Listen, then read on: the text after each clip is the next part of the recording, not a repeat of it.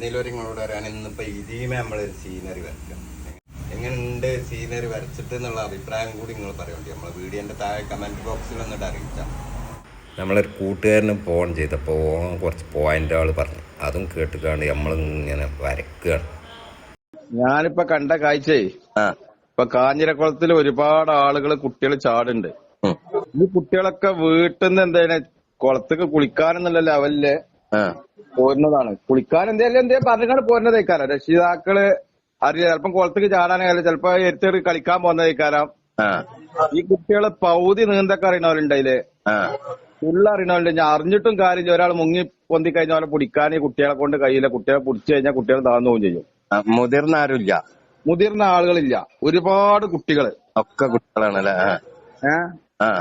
അപ്പൊ രക്ഷിതാക്കൾക്ക് ഈ കുട്ടികളെ എങ്ങോട്ടാണ് പോയിക്കണെന്നോ അല്ലെങ്കിൽ അതിന്റെ കുട്ടികളെടുക്ക സ്കൂളിൽ ഇട്ടുകാണ് വന്നതെന്നൊന്നും അന്വേഷിക്കാനൊന്നും സത്യം പറഞ്ഞാൽ കാണുമ്പോ നമുക്ക് എന്റെ കുട്ടിയാണെങ്കിലും നമ്മുടെ കുട്ടികൾ അങ്ങനെ പറഞ്ഞേക്കണില്ല. കുട്ടികളുടെ പെടുമ്പോഴാണ് ഇതൊക്കെ ശ്രദ്ധിക്കുന്നത്. എന്നിട്ട് രക്ഷിതാക്കൾ, ഞാൻ മനസ്സിലാക്കി കൊടുത്ത രക്ഷിതാക്കളാണ് ഇതിന്റെ കുറ്റക്കാര്. ചെറിയ കുട്ടികൾ എങ്ങോട്ടാണ് സ്കൂളിൽ ഇട്ടിട്ട് പോണത്.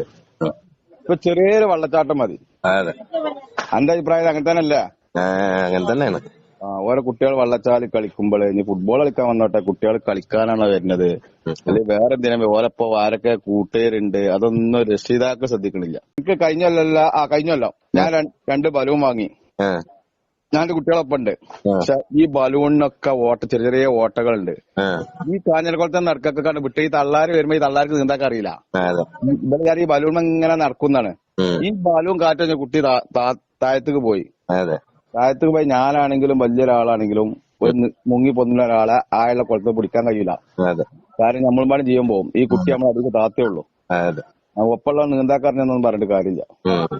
അപ്പൊ അങ്ങനെയൊക്കെ ഞാൻ കാഞ്ഞിരക്കുളത്ത് പോയി കണ്ട ഓരോ കാഴ്ചകളാണ്. ഇന്നും കണ്ട് 2-3 ദിവസം മുമ്പ് പോയിരുന്നു. അന്നും കണ്ട കാഴ്ച കാഞ്ഞിരക്കുളത്ത് നിന്നല്ല, എല്ലാ കുളത്തിലും. എൻ്റെ ഒരു സുഹൃത്ത് ഡ്രൈവറാണ്.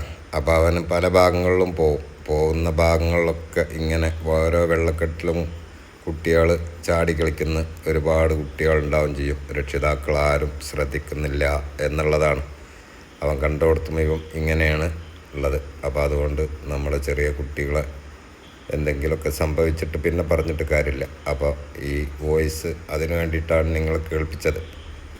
അപ്പം ഇങ്ങനെ തുടർച്ചയായി മഴ പെയ്തുകൊണ്ടിരിക്കുമ്പോൾ എല്ലാ നാട്ടിലും വെള്ളക്കെട്ട് രൂപപ്പെട്ടിട്ടുണ്ടാവും. അതിലൊക്കെ കുട്ടികൾ അശ്രദ്ധമായി എന്തെങ്കിലും അപകടത്തിൽപ്പെടാതിരിക്കാൻ രക്ഷിതാക്കൾ പരമാവധി ശ്രദ്ധിക്കണമെന്ന് ഒരിക്കൽ കൂടെ ഓർമ്മപ്പെടുത്തിക്കൊണ്ട് ഞാൻ പോകുന്നു.